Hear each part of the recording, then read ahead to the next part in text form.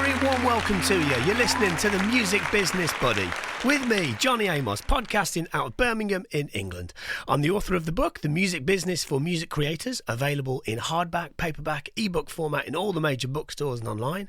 I'm a music creator with a variety of credits. I'm a consultant, an artist manager, and a senior lecturer in both music business and music creation. Wherever you are and whatever you do, consider yourself welcome to this podcast and to a part of the community. I'm here to try and educate and inspire music creators from all over the world in their quest to achieving their goals by gaining a greater understanding of the business of music. Okay, so in today's episode, I am talking about releasing cover songs and its importance when building a fan base and gaining traction as an artist. It's not as difficult to do on a sort of contractual level, perhaps not as difficult as some people might think it is. So I'm going to break down why to do it and what to bear in mind and how to go about it. Are you ready? Here we go. Okay, it is entirely possible to release a brand new recorded version of a cover of a song in digital format on multiple streaming platforms without the need for any copyright clearance. Now that might surprise some people, but there are some factors to bear in mind with this, and let's start by just understanding the difference between digital and fixed digital. So digital would include downloads. Fixed digital relates to streaming services, right? So first off, this does not extend to sampling an original recording. Not even a tiny little snippet, by the way. So no matter how seemingly insignificant it might be to sample a little piece of a different recording, it might even be to the point where you go, well, that's not recognizable. And, you know, there is this kind of line between criminality and creativity. And I understand that closeness sometimes, but it's such a grey area. Something to bear in mind if you are sampling an original recording there as well is that you might sort of, for the want of better words, get away with it for now. However, I have been privy to some information in new tech startups which suggests that even very, very old recordings, if sampled and manipulated and changed pitch and changed speed, may still be recognizable in the future. So that's a can of worms ready to be opened one day. So my advice to you is to try and avoid it for a cover if you can. Now, to use any part of a recording, creators must obtain clearance from the rights holder of the recording, right? So in most cases, that might be a record company. Now, secondly, if a newly composed song features even a fraction of a composition, so that's somebody that's created a song that has a little bit of a well-known song in, if that little bit is recognized and previously released, you know, as a song, then it could be classified by the DSPs as a cover.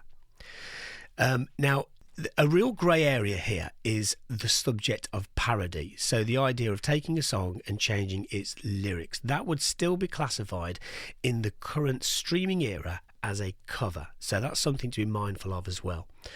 Now, thirdly, it's not possible to release a cover of a song on all platforms in all countries. So for example, the USA and Canada, Mexico, Pakistan, India have policies that prevent this on some platforms.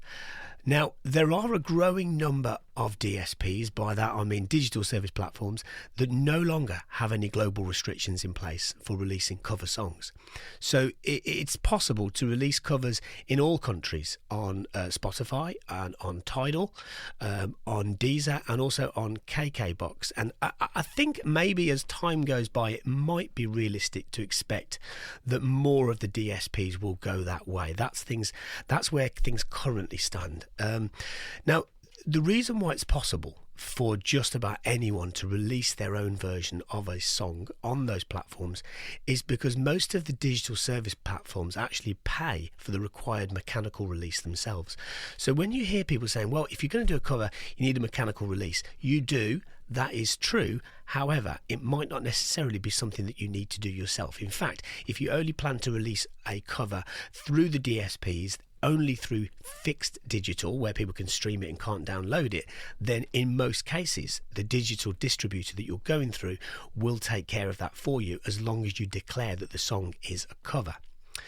Now, I just want to clear up mechanical releases, because it's kind of, in my mind, it's kind of odd that that term is still used, because even in a digital context, people still use the term mechanical release. And actually, it's not kind of where the term came from. It actually came from a physical reproduction, i.e. a physical release, right? So the term mechanical release, it is still used even in that digital context, despite that original definition being linked to physical format. So it is possible to gain your own mechanical release for all platforms in all countries, and you can purchase that through services like Easy Song Licensing or the Harry Fox Agency in America, for example. But just to simplify this, right, so if you only plan to release covers that don't contain any of the original recordings, so it's a brand new recording, brand new interpretation of the song, and you only plan to release it in fixed digital through the streaming services, you don't need to do anything. All you got to do is to declare that it is a cover song through your distributor, and the rest will be taken care of. There you go. We got that out the way. Nice and easy. Okay, let's now start looking at the benefits of doing this. So we've talked a little bit before about sonic identity and an artist finding their sound and how important that is, right? But this can partially be discovered through working on cover songs. So the idea of kind of taking a song and expressing a sense of uniqueness or a sense of a twist, an artist identity being forced into a song, it can really allow for artists to expand their discovery rate. There is this kind of automatic built-in appeal of releasing a cover song because it has a sense of familiarity to people. So there is, of course, the ideal setup of expanding reach. There's also an artist showcasing a sense of versatility and interpretation. And then, of course, there's actually the process of boosting an online presence. There's the wider audience appeal, new fan acquisition, etc. There's the social media engagement side of things as well. But if done correctly and packaged correctly, as you would do for any other multiple kind of single drop or EP release, covers still have to be strategically planned, with perhaps 6-week breaks between releases, that kind of thing. And also, they don't have to be amazingly, kind of all bells and whistles full production. Sometimes a cover can be a very, very stripped down, reduced version. And by the way, anytime we ever do that, and I call that an author version of a song, right? A song that could be played on a piano or a guitar, it really showcases the song and the artist. When those embellishments aren't there, we see a sense of sincerity and honesty to it. We know that's worked. It's worked for decades, So it does give an opportunity for artists to showcase a unique style and also to experiment and to find a connection with an existing fan base that may be automatically interested in that song. There's also there's the search benefit. People often search for specific songs that they love, so they may discover an artist as a result of that. There's of course the algorithmic boost and playlist potential. There's also the potential for working more closely with sync agents, for example. So even though there wouldn't be any songwriting royalties for you covering that song, there would still be the exposure, the kudos, and of course if you own your own recording and the rights to that recording, then you will make money from that too. Let's just jump back in time for a minute, right? Because there's kind of nothing new about this. It's just a little bit easier to be able to do now on a contractual level. So if we think about certain songs, let's say, for example, Aretha Franklin, we might think immediately of Respect, the song, and what she did with that. My God, she owned that song. But she didn't write it. And that's okay, right? Otis Redding wrote the song and did really well with it as well. But Aretha Franklin's version of that song gave her a sense of identity. The song resonated with so many more people when she performed it. Or let's take something like Jeff Buckley's Hallelujah. Again, the song was written by Leonard Cohen, and Leonard Cohen also did a very fine version of that song, as have many other people, because it's a wonderful song. But what Jeff Buckley did with it was different from what anybody else had done it, because he interpreted it in a way that was suitable for his art in that particular time, and it resonated with millions, and it continues to resonate with millions. So if we can kind of get past the it's almost kind of pride and ego that we have to be the writers of that song. If we can get past that, then we can really open up some possibilities as to what we do with our songs and how we interpret those songs. So again, if we go even further back, let's think to the Rolling Stones or the Beatles, back in the 60s. Those bands learned how to write songs because of the songs that they were covering. And in many ways, it's the same as people that play in cover bands. Without perhaps realising it, they are constantly, subconsciously studying the formulas of hit songs, whether that be analysing and absorbing and performing those lyrics. Maybe it could be the idea of taking those chords and go, oh yeah, that chord formula works really, really well. What about if I do this with it? And then I just change the speed. Remember, guys, you can't copyright a chord sequence. You've never been able to do that, and I don't think you ever will, because it's only one component, 1/3 of a song. So when you take those chords, and by the way, if you ever stumble across a chord formula and you go, oh, I can't use that because such and such has used it, yes, you can. It's okay. Don't worry about it, because by the time you finish writing that song and you've done you with it, it won't sound like that song that you're worried about it sounding like. By the time you're done, it just might sound like it at the beginning, and that can sometimes feel like, oh, I can't continue with this, it sounds too much like this.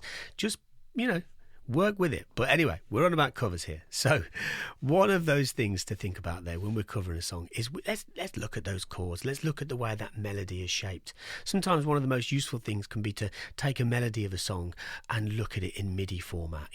There's so many tools out there now where you can record a vocal line and then convert it into MIDI, and you can just kind of see the shape of the music. For those that can't read music, sheet music, and I am one of those people, and so is Paul McCartney and many other people, not that I'm comparing myself to Sir Paul, but it's not a total requirement to be a solid composer, right?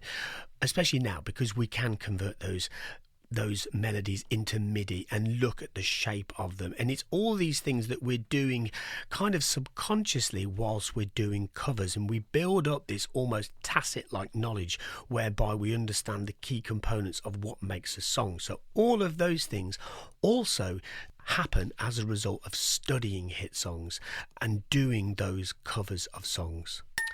Now, perhaps the most difficult part of all of this is to actually know how to choose the right song to cover. So it could perhaps just be a song that really, really resonates with you. If you feel something when you're working on a song, whether you wrote it or you didn't, if you feel that, others will feel it too, right? Even if it's a deeply personal connection that you've got to a particular lyric, and it is usually lyrics that people gravitate to when it comes to something that resonates with them. Of course, melodies, chords play a part in that. But if you can choose a song that you genuinely like and genuinely sort of have a connection with, then your passion will come through into that performance, and it will make it more authentic, and it'll help people to understand it and engage with it. Now, I do see a lot of people that right now, in the social media era, especially with TikTok booms, is people kind of choosing songs that are trending, and I understand that. But I don't think it is perhaps as career defining. Perhaps something that's more career defining would be something that perhaps fits the other previous example that I mentioned, a song that really resonates with you. But also, a song that, perhaps hasn't been overdone. Songs that have been really, really overdone with covers and really, really saturated. I understand the appeal as to why people do it, by the way, because people are searching for those songs. I do understand that. But finding a song that really fits your style and your genre is very important, because ultimately it has to align with your style, or it has to be able to be adapted to your style. So it could be a song that is kind of, pretty well known, but hasn't really been kind of covered since its original release, perhaps in the 70s or the 80s or the 90s or somewhere since then. So understanding your own kind of library of music and the things that you like, maybe you need to expand that a little bit in order to be able to find that song and then just sit at a piano or on a computer or with a guitar or however you want to do this, and just think about how it feels when you sing that song. If you're, let's say, a dream folk artist, imagine just taking a well-known rock song, for example, but reimagining it in the style that suits you, with that flavour, that palette of sounds that you use for your style. That's the we see it a lot in dance music, by the way. Songs that are very, very, very well known, that are just kind of cut up into sort of 2 or 4 bar loops that are then piped into a house track. And again, it's the same thing, whereby there's a sense of familiarity to it. So the goal is to find a song that allows you to infuse you into it, and to think about what those things are. Even if you were to cover a song exactly how it was, but it's you singing it, it will just feel different, it will sound different, and it's then that you can then start looking at all the other ingredients. What is it that makes your sound? I can tell you that those artists that I can think of that I've worked with over the years that have started their careers with covers and done very, very well for themselves, and kind of discovered their sound as a result of doing those covers. Now, that might just be changing the arrangement a little bit, or maybe even changing the chords to fit with the style of chords that are in your style, or maybe it's changing the speed of a song. Sometimes when we change the speed of a song, we make it slower. Sometimes it can just breathe differently.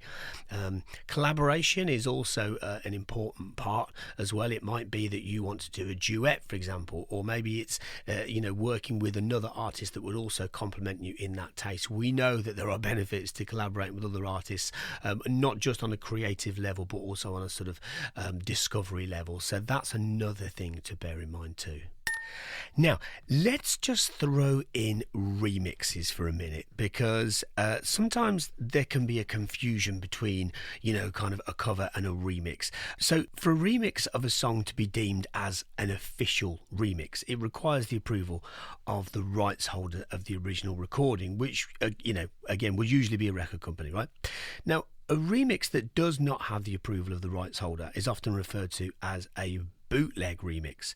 So unlike a cover of a song where an artist records a new version of a song, a remix usually relies on the use of some of the original stems of the recording, especially a vocal usually. So it is illegal, right, to release a remix on streaming platforms without the written approval of the rights holders. So you don't expect a distributor to be able to deliver an unofficial remix of a song to the major platforms. With that said, electronic music creators should not necessarily be deterred, right, from creating remixes, because it's a part of their art form. One of the elements of that art form for electronic producers and DJs is their ability to reinterpret, different elements of songs when they kind of fuse them together with other elements. So a mixtape of such examples, to promote a DJ's work is a very effective way of, showcasing their unique style of mixing and their ability to fuse different songs together. But that's different from releasing it, right? So it's also worth mentioning that record companies with, a dormant catalogue are always keen to hear how a song has been reinvented by an electronic creator of the next generation. I mean, I mentioned earlier about dance music. If you're ever in that position, let's say, for example, if you're an electronic music producer or DJ and you go, I can't use that because it's from da-da-da. Maybe you can. Actually, maybe it's not that difficult. Maybe it's just a question of getting the right approval. Yeah, it can feel like like a long, drawn out, boring process to do that sometimes. But other times, and I can tell you from my own experience, other times it's really easy actually, and people are quite glad to have old recordings kind of be reignited by the use of a sample. And of course, there's other things out there that are much easier to work with. For example, like tracklib.com. If anybody's ever used that before, it's kind of a platform for getting sample clearance from a quite a wide array of catalogues and stuff. It's much easier than kind of crate digging and then figuring out if you can clear it or not. So just to clarify on that though, so if all of the instruments, stems and vocals are re-recorded, then it becomes a cover, not a remix. Okay, right, so there you go. There's a little bit of an overview on, the kind of the purpose and the strategy associated with recording covers. Now, I should add this at this point, everybody, because this is relevant too, that everything I've referred to in the sort of last, 20 minutes or so, has been in relation to artists gaining more traction online, new followers, etc. So the idea of maybe a cover being then eligible for a particular playlist, which then adds further discovery on an algorithmic level to an artist's growth. I'm talking about that. What I'm not talking about so much is using a cover in an advert or using a cover in a sync opportunity.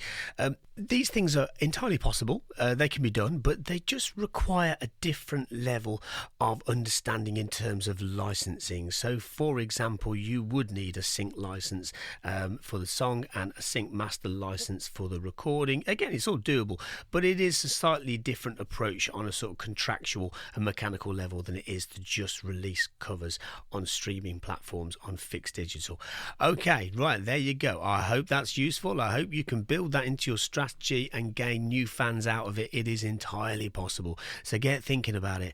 And as always, rate the podcast. Reach out to me anytime you like. I wish you a wonderful day and may the force be with you.